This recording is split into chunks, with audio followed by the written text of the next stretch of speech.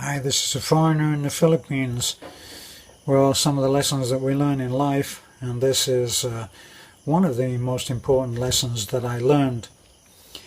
I was a single parent for many years and I brought up my son, Luke, and we were always very close. This is when things were going very well in the UK and I enjoyed a very good life.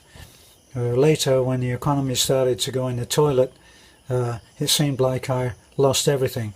But the birth of my son was a second chance, and for some reason, which I never quite knew, I just felt that I had to call him Luke, and we spelled that name in the French way, which is L-U-C, and we called him Luke. I never knew what that name meant, and I wasn't really into the meaning of things. I just went intuitively on that was what it should be.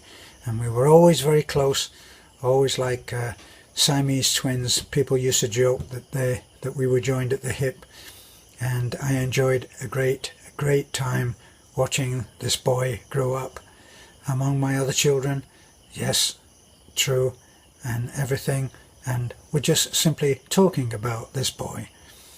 And I always remember that it was a great pleasure and an honor to watch him grow up, because he was my second child. He was my second, he was the child from my second marriage of having children. So I've made many mistakes, as I've admitted before, and certainly having Luke was not one of them. And I always used to say to him, right from being a real baby, that he brought the light into my life. That was my phrase. I said to him always, "You brought the light into my life." And it was a particularly poignant and meaningful phrase for me. And one day when he was at school and I had been, and it was a very cold day, and we walked back in, biting cold, the wind very, very bitter, and we walked across a cobblestone bridge that led us from the school to home. And as we walked across the cobblestones, he said to me, "Dad, do you know what my name means?" And I had to admit that I didn't know. And he said, "It means the bringer of light." And suddenly I realized why I had called him that he had always brought the light into my life, and that way back before I ever knew this would happen, I'd called him Luke, the bringer of light. And so we grew up very close together, and then when everything started to go wrong, my marriage started to go wrong, it's always amazed me how two people who built a home together can suddenly find themselves unable to be in the same room. And so this is when it was all going wrong. She would be in her bedroom and I would be downstairs. And I remember one particular night that it just seemed like I couldn't lose any more. And I was sitting on the stairs and I was crying. And for some reason my son must have known this. Luke must have known that I was in trouble. And he came down and he just sat with me. And he didn't say anything and he didn't do anything. He just sat there on the stairs with me until I got myself together. And then after that, at night, he never ever left me alone. He would go upstairs, get everybody off to sleep like an old man, I don't know, 5 going on 500, and then he'd come down and he'd bring his comforter down and I'd be on the couch watching television with unseeing eyes, and he would put his pillow and his comforter on the ground, on the floor next to me, and then he would look at me with those big brown eyes, and I would tell him again and again that he had brought the light into my life. And children love repetition, so you can tell a child 1,000,000 times that you love him, and you can tell him 2,000,000 times why, and you can tell him 3,000,000 times all over again. and he will happily listen and happily bathe in all of that love and attention. And I learned that very easily and very quickly. And I learned something from the American Indians. The American Indians, or Native Americans, didn't apparently shout at their children.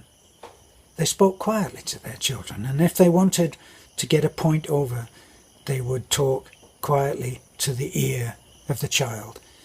And they did this because the shouting and the humiliation and all of that overwhelm would stop the child from being a great warrior, and every child and every father wanted that. So they would speak quietly into the ear of the child. And I remembered this, and I would always speak in a soft voice. Maybe that's why everybody says, why don't you louder your voice? Anyway, over time we couldn't repair what was not repairable, and we left for America. We both left, and I took Luke and his mom took Theo. It wasn't any choices. He had always been very close to me, and Theo had always been very close to his mom. And Paul was my stepson, and so I would have no ability to take him with me. We went to America, and during America we had great times, great fun times, and we also had some really tough times because we had support when we first got there, and then due to circumstances, which is another story, we ended up on our own fighting for our survival. And it was important that we actually do things together and be united. Well, at one particular point I guess I was under stress, and I felt that he had not been doing his share. And I made this point to him, and I said, look, I do all of these things for you. I wash your clothes, I feed you, I give you toys, I give you a roof over your head, I'm here when you go out to play, and I'm here when you get back, and I take you to school, and I pick you up, and I keep you safe, and of course I went on, and it was just venting. But sometimes that's how it goes. And all of the time that he listened to this, he had his head bowed, and he was crying. And of course, when you're really stressed out, you are immune to this.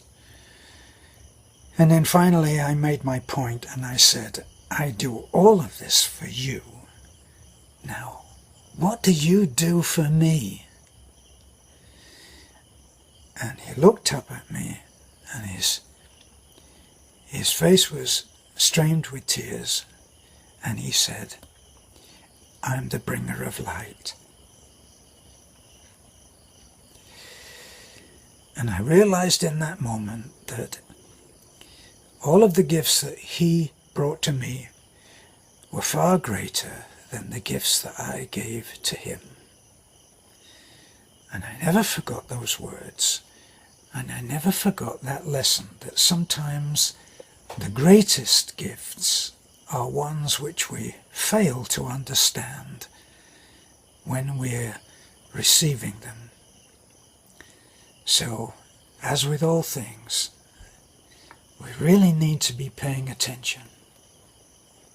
Now, are you paying attention? This is a foreigner in the Philippines. Thank you for listening. Thank you for watching. Next time I'll try to louder my voice.